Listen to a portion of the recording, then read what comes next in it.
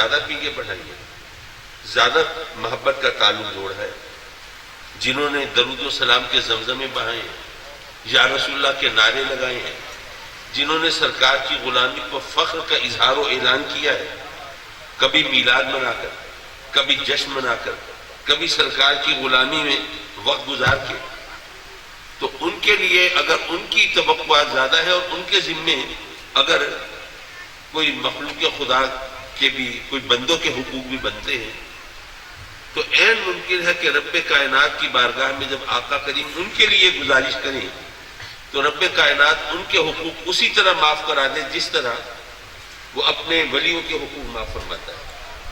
میں نے بتایا نا وہ ان کو معاف بلائے گا جن کے حقوق، تو عین ممکن ہے کہ جو آقا کریم سے اس طرح لو لگائیں گے تو آقا کریم اگر ان کے حق میں شفاعت فرمائیں گے تو رب کائنات ان کے لیے اپنے محبوب علیہ الصلوۃ والسلام کی شفاعت کو رد نہیں فرمائے گا۔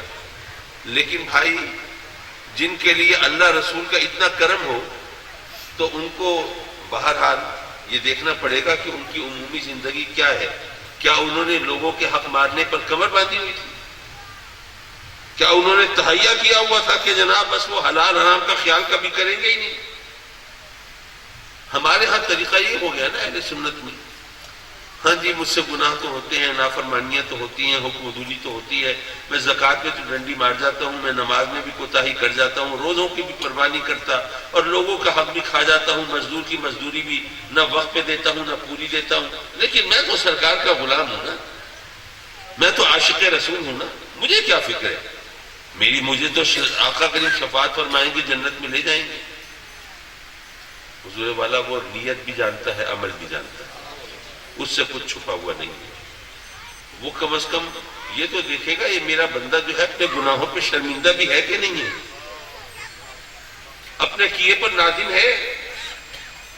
اگر یہ دنیا کے اندر صرف میری نافرمانی پر کمر بستہ رہتا تھا اور تلا رہتا تھا اور اس کے دل میں میرا خوف بھی پیدا نہیں ہوتا تھا اور اس کو لوگوں کو مخلوق خدا پہ رحم بھی نہیں آتا تھا، میں نے کہا نا کہ مخلوق ساری مخلوق سے وہ اسی طرح محبت فرماتا ہے،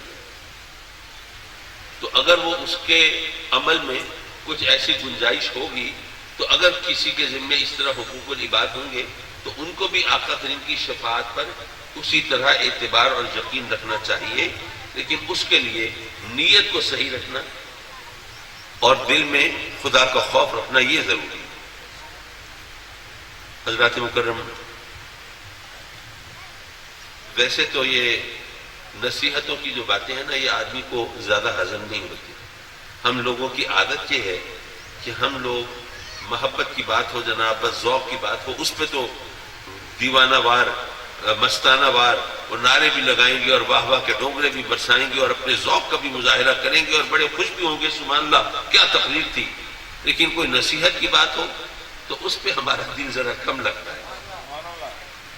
لیکن یہ بات سمجھتے رہیے، یہ بات میں نے پہلے بھی کہی ہوگی لیکن اچھی بات دہرانے میں کوئی حرج نہیں ہے۔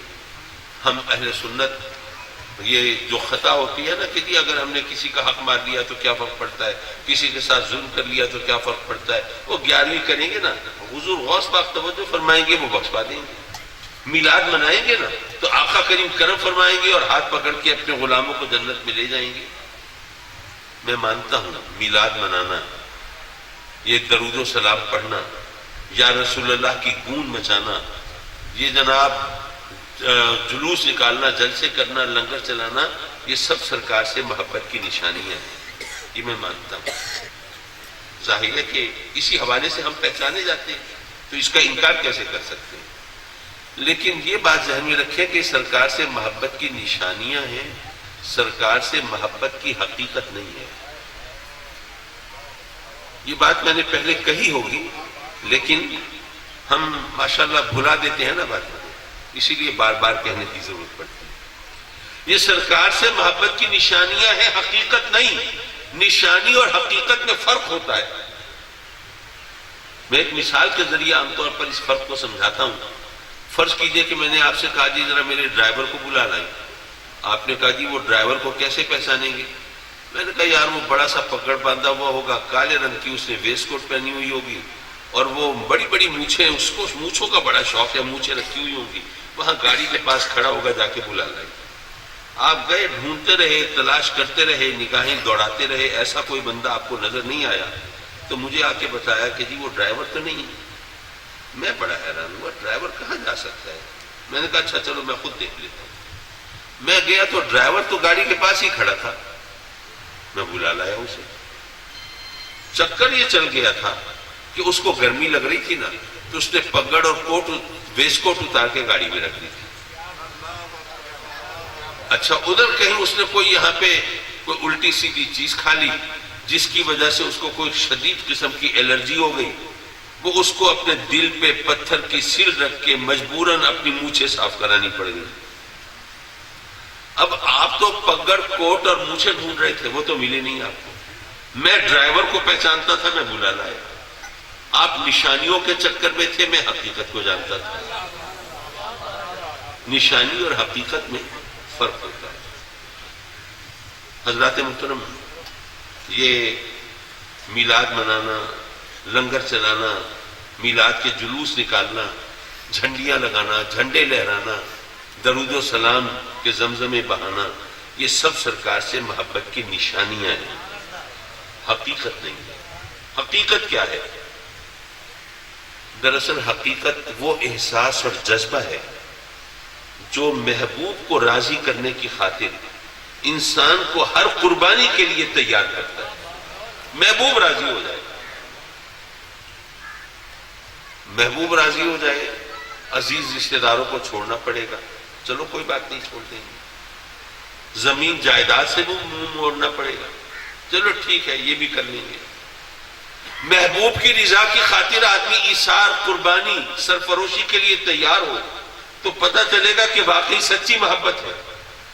لیکن اگر کسی نے کوئی دھڑکا شڑکا دیا یا کوئی اسے دھمکی دی کہ جناب اگر تم نے یہ کیا تو یہ ہو جائے گا اور تمہاری زمین سے، جائیداد سے آگ کر دوں گا اور فلاں فلاں، اور آدمی وہ دبک کے بیٹھ جائے، تو پھر ظاہر ہے کہ پھر محبت کی وہ سچی محبت تو نہ ہوئی.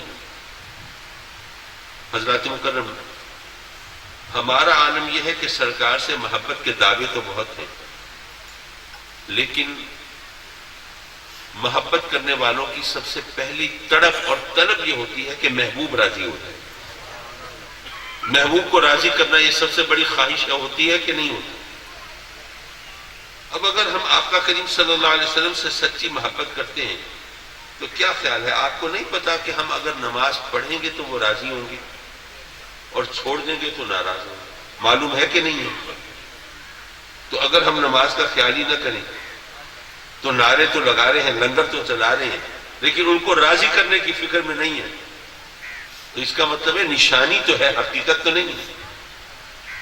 کیا ہمیں نہیں پتا کہ اگر آقا کریم کو ہمیں راضی کرنا ہے تو ہمیں زکوٰۃ دینی ہوگی؟ اگر ہم زکوٰۃ میں ڈنڈی مارنے کی کوشش کریں گے یا عشر کو بھی اپنے کھاتے میں ڈالنے کی کوشش کریں گے تو آقا کریم ناراض ہوں گے. معلوم ہے کہ نہیں ہے؟ لیکن اگر ہم اس کے باوجود یہ سب کچھ کریں تو اس کا مطلب یہ ہوا کہ محبت کے نعرے تو ہیں، دعوے تو ہیں، نشانیاں تو ہیں، حقیقت تو نہیں ہے.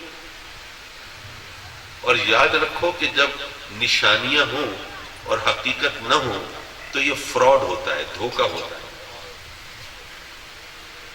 وہ مجھے اپنا واقعہ یاد آیا.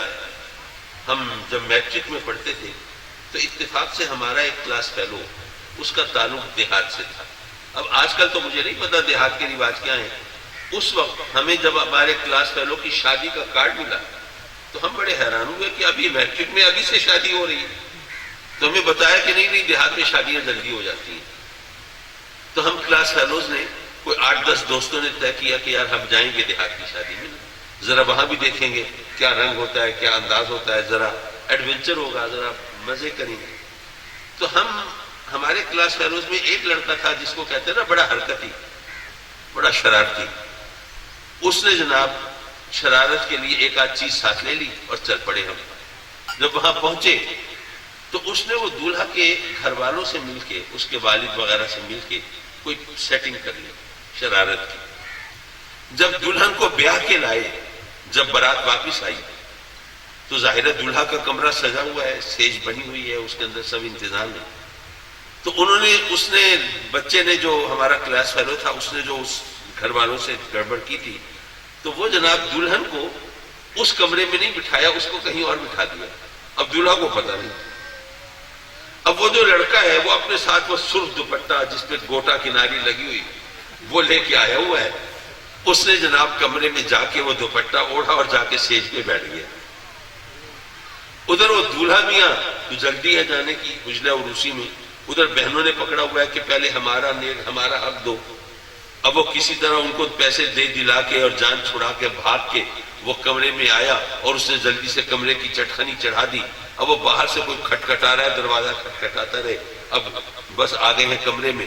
اب جناب وہاں سیج سجی ہوئی ہے، پھولوں کی لڑیاں لٹک رہی ہیں اور پتیاں بچھی ہوئی ہیں اور فضا مہک رہی ہے اور رومان پرور ماحول ہے اور وہ سرخ دوپٹے میں گٹھڑی سی سیج پہ نظر آ رہی ہے.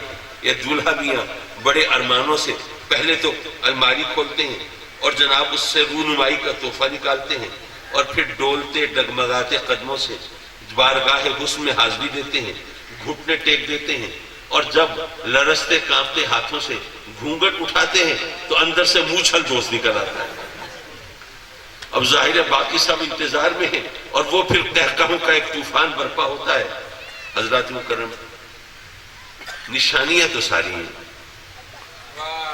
سیج سجی ہوئی ہے، لڑیاں لٹک رہی ہیں، پتیاں بچھی ہوئی ہیں، معطر ہوا ہے، خوابناک ماحول ہے، رومان پرور فضا ہے، سرخ دوپٹے میں گٹھری سی بھی ہے، لیکن اس میں دلہن نہیں ہے، حقیقت نہیں ہے.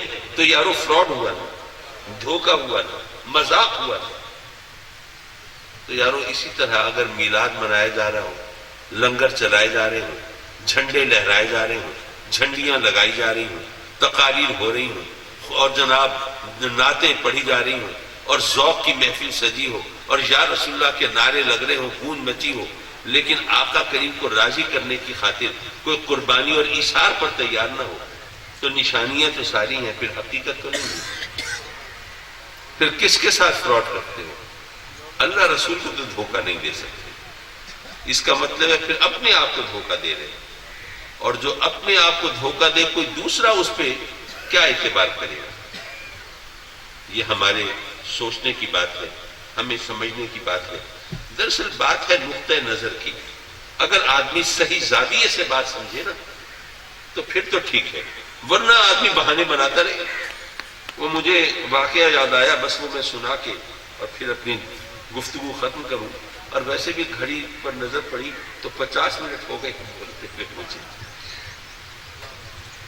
حضرات محترم، ایسا ہوا آج کل جو ہمارے ہاں بے روزگاری ہے، جو مہنگائی ہے، جو غربت ہے، تو ظاہر ہے کہ آج کل نوجوان اسی چکر میں رہتے ہیں کہ کسی طرح ان کو باہر کا ویزا مل جائے. چلو امریکہ کا، یورپ کا، آسٹریلیا کا نہ ملے تو چلو دبئی کا ہی مل جائے. خیر، ایک ساتھی کا ویزا بن گیا انگلینڈ کا. ان کے تو لاٹری نکل آئی. اب انگلینڈ پہنچے تو ان کے پاس اتنے پیسے تھے نہیں کہ وہ اپنے طور پر علیحدہ سے رہائش رکھ سکتے. تو ایک طریقہ ہوتا ہے پیئنگ گیسٹ بننے کا. پیئنگ گیسٹ کسے کہتے ہیں؟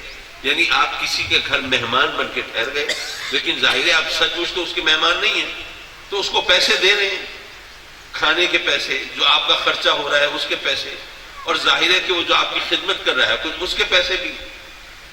تو اس طرح وہ آپ کی ضرورتیں وہاں پوری ہو رہی ہیں جس طرح مہمان کی ضرورتیں پوری ہوتی ہیں، لیکن اس کے لیے آپ پے کر رہے ہیں، پیسے دے رہے ہیں. تو اس کو کہتے ہیں پیئنگ گیسٹ ہونا، یعنی آدمی پیسے دے کے مہمان بنائے. آج کل یہ بڑے شہروں میں یہ طریقہ عام ہے. سب لوگ وہ ہوٹل کے نخرے برداشت نہیں کر سکتے تو اس طرح کام چلا لیتے ہیں. تو وہ بھی وہاں پہ جا کے ایک انگریز جوڑے کے پاس، انگریز میاں بیوی، ان کا 9-10 سال کا بچہ بھی تھا، ان کے پاس جا کے وہ ٹھہر گیا پیئنگ گیسٹ کے طور پر. ایک دن وہ انگریز جوڑے نے اس سے پوچھا کہ بھئی آج شام آپ گھر پہ ہیں، ہمیں ایک جگہ جانا ہے، اگر آپ گھر پہ ہیں تو اپنے بچے کو گھر چھوڑ جائیں گے، اور اگر آپ نہیں ہیں تو ظاہر ہے کہ پھر ہمیں اپنے بچے کا کوئی انتظام کرنا پڑے گا. تو اس نے اپنی مصروفیات دیکھی، کہا کہ نہیں آپ بے فکر ہو جائیے، میں آج شام گھر پہ ہوں، آپ اپنا کام کرائیے. ان کا ٹھیک ہے، بہت شکریہ. وہ چلے گئے بچے کو گھر چھوڑ کے. اچھا، ان کے جانے کے بعد بچے کو پیاس لگی، وہ کچن میں گیا پانی پینے، تو وہ شیشے کا گلاس تھا، پانی پیتے ہوئے اس کے ہاتھ سے اتفاق سے وہ سلپ ہوا، وہ گرا، وہ ٹوٹ گیا. اب جو گلاس ٹوٹا تو بچہ گھبرا گیا، تو اس نے پاکستانی جو ہمارا بھائی گیا ہوا تھا تو اس نے ان کو تسلی دی کہ نہیں بیٹے گھبرانے کی ضرورت نہیں، تمہارے والدین آئیں گے نا ان سے کہہ دینا کہ گلاس انکل سے ٹوٹا ہے، میں بھی مان لوں گا مجھ سے ٹوٹا ہے، اگلے دن نیا گلاس بھی لا دوں گا تو تمہارے لیے کوئی مسئلہ نہیں ہوگا۔ اس نے کہا اچھا ٹھیک ہے شکریہ۔ اب جناب جب وہ انگریز میاں بیوی واپس آئے، گلاس ٹوٹا ہوا دیکھا، پوچھا تو بچے کو جیسے پٹی پڑھائی تھی اس نے کہہ دیا تو انکل سے ٹوٹا ہے۔ اس نے کہا کہ مجھ سے ٹوٹا ہے، فکر نہ کریں میں نیا لا دوں گا، بات آئی گئی ہوگی۔ اگلے دن صبح سویرے اندھیرے منہ اندھیرے کسی نے پاکستانی کا دروازہ کھٹکھٹایا، یہ حیران پریشان میرے پاس یہاں کون آ گیا اتنی صبح؟ دروازہ کھولا تو وہ میاں بیوی کھڑی۔ بھائی خیریت ہے، کیا ہوا؟ انہوں نے کہا کہ بات یہ ہے کہ آپ تو رات کو چلے آئے سونے کے لیے، آپ کے جانے کے بعد میرا بچہ آیا اور اس نے بتایا کہ گلاس تو اس سے ٹوٹا تھا، آپ سے تو نہیں ٹوٹا تھا، تو آپ نے کہا تھا کہ بھئی یہ کہہ دو میرا نام لے دو، تو معاف کیجیے ہم نے تو آپ کو بڑا اچھا شریف آدمی سمجھ کے جگہ دی تھی اپنے پاس رہنے کے لیے، لیکن ہمیں نہیں پتا تھا کہ آپ ایسے بندے ہیں کہ ہم نے چند گھنٹوں کے لیے بچہ آپ کے پاس چھوڑا اور اتنی دیر میں آپ نے بچے کو جھوٹ بولنا سکھا دیا، اور اس بچے کو یہ چند گھنٹے میں یہ سبق دے دیا کہ آدمی اپنا قصور کسی دوسرے کے سر تھوپ کے خود بے گناہ بن سکتا ہے۔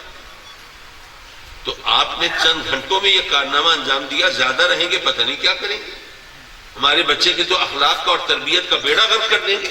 ہمیں ایسا بندہ نہیں چاہیے، آپ بوریا بستر سمیٹیں اور نکل چلیں یہاں سے۔ میں سوچنے لگا کہ وہ پاکستانی بعد میں اپنے گھر والوں یا دوستوں میں بیٹھ کے کہہ رہا ہوگا یار نیکی کا زمانہ ہی نہیں، میں نے تو اس کا قصور اپنے ذمہ لے لیا تھا اور وہ جناب انہوں نے ہمیں گھر سے نکال دیا۔ بات ہے زاویہ نظر کی، آپ کس بات کو کس طرح دیکھتے ہیں۔ تو اگر آپ ان تقاریر کو صرف وقت گزارنے کا بہانہ نہ سمجھیں بلکہ ان سے کچھ حاصل کرنے کی کوشش کریں تو پھر مجھے یقین ہے کہ یہ دنیا بھی آپ کی ہے اور وہ دنیا بھی آپ کی ہے، کیونکہ ہمیں پھر سیدھا راستہ ملتا ہے نا، صراط مستقیم ملتا ہے، اللہ کی رحمت پر یقین آتا ہے، آقا کریم صلی اللہ علیہ وسلم سے محبت کا صحیح مفہوم ہمارے ذہن میں آتا ہے، اور توبہ کرنے کا بھی ہمارے اندر ایک عزم اور ایک ارادہ پیدا ہوتا ہے۔ اس طرح یہ دنیا بھی سنور جائے گی، وہ دنیا بھی سنور جائے گی۔ مولا اپنے کرم سے ہمارے دوست منظور صاحب کے والد محترم نظر محمد صاحب سعیدی کی مغفرت فرما، ان کو جنات الفردوس میں اعلیٰ مقام دے اور ان کی امانتوں کی حفاظت فرما۔ اور تو نے توفیق دی ہے یہ منظور صاحب کو یہ محفل سجانے کی، ایصال ثواب کی۔ ظاہر ہے آج کل یہ کوئی آسان کام تو نہیں ہے، جو حالات ہیں، جو بے روزگاری ہے، جو مہنگائی ہے، جو غربت ہے، لیکن یہ ان کی اپنے والد سے وابستگی کی گہرائی ہے، ان کے تعلق کی مضبوطی ہے کہ انہوں نے یہ مہنگائی اور غربت کو بہانہ بنا کے، بہانہ تو نہیں ہے یہ تو ایک حقیقت ہے، لیکن اس وجہ سے یہ چھوڑا نہیں یہ سلسلہ اور انہوں نے اس کو جاری رکھا۔ رب کائنات اپنے کرم سے اپنے حبیب کے صدقے میں ان کو بھی اپنی نعمتوں اور رحمتوں سے نوازے، اور ان کے والد کی چھاؤں لی ہے تو اپنی رحمتوں کی چھاؤں عطا فرمائے اور زمانے کی کڑی دھوپ سے بچائے۔ وآخر دعوانا ان الحمد للہ رب العالمین۔